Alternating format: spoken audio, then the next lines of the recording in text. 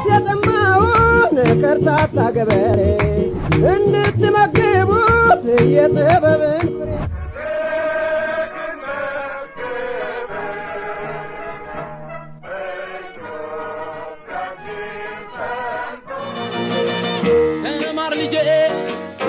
ተማር ልጄ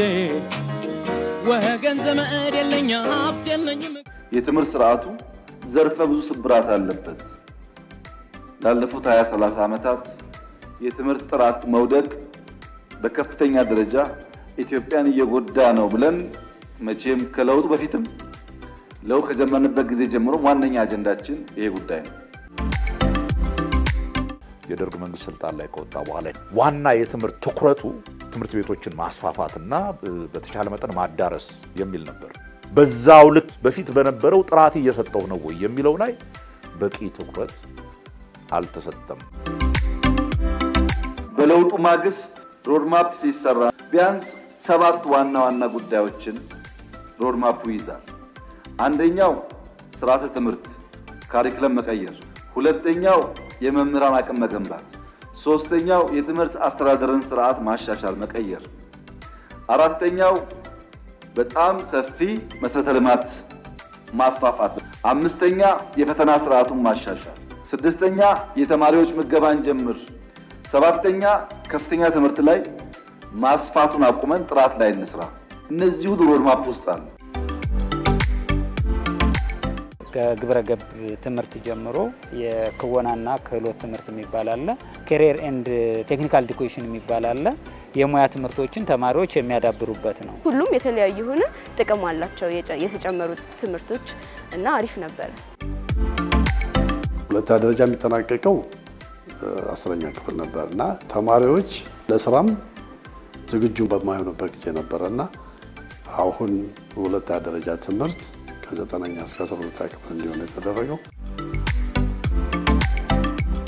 ብቁ መምህራንን ወደ ትምህርት ስርዓቱ እንዲገቡ የማድረግ ያሉት መምህራን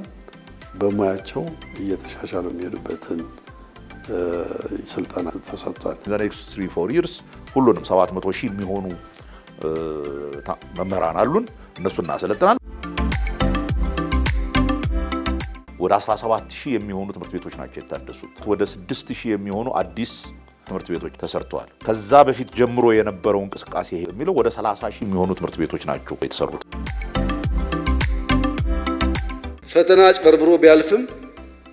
በ6 ወር በ8 ወር ይጋለጣል ያልተማረ ያላወቀውን ነገር በዘላቂነት ሊያጸናው አይችልም ፈተናን በዚህ አይነት አይቶ ግብረ ገብነት ላይ ስራ ያስፈልጋል በጣም የኛ ሰው ፈተናን ሰርቆ ማለፍን እንደ ጥሩ ነገር ያያየ ስለሆነ ኦቶሜት እናድርግ ብለን ስራ ጀምረን ነበር የሰጠው ጥቅም ምንድነው በህብረተሰብ ደረጃ የአመለካከታችን ስለ ትምህርት ያለው በተወሰነ ደረጃ ተቀየረ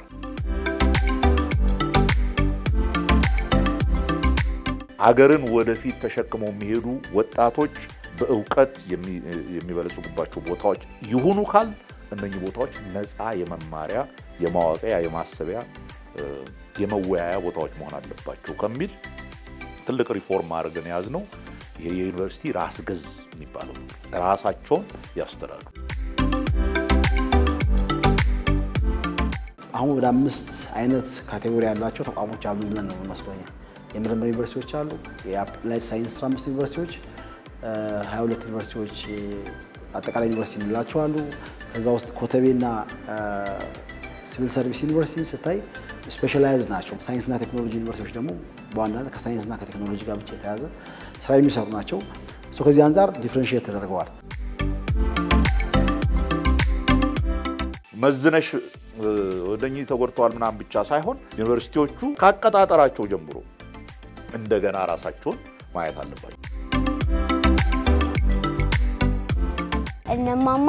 እግዚአብሔር ይስጥልላቸው ወዳለው እቤት ሲሄድ ራትና አዳር ብቻ ነው እዚህ በደንብ ይመገቡኛል ምሳዬንም ቁርሴንም እዚህ ይበላሉ መምህራንና ርዕሰ መምህራን ምደባ ጀምሮ ከዚህ በፊት በፖለቲካ ታማኝነታቸው ምናም የሚደረግ የነበረውን ቆሟል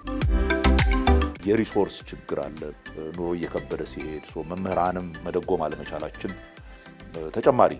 ችግር ፈጥሮብናል። ከግጭት ጋር በተያያዘ ትምህርት ቤቶች መዘጋታቸው፣ ትምህርት ቤቶች የፈረሱብን በጣም ብዙ ናቸው። ወደ 3000 የሚሆኑ ትምህርት ቤቶች ናቸው የተጎዱብን። እነኝንም ችግሮች ተቋቁመን ይህንን የትምህርት ስርዓት ማስተካከል ምንም ምርጫ የሌለን ግዴታችን። ተማር ልጄ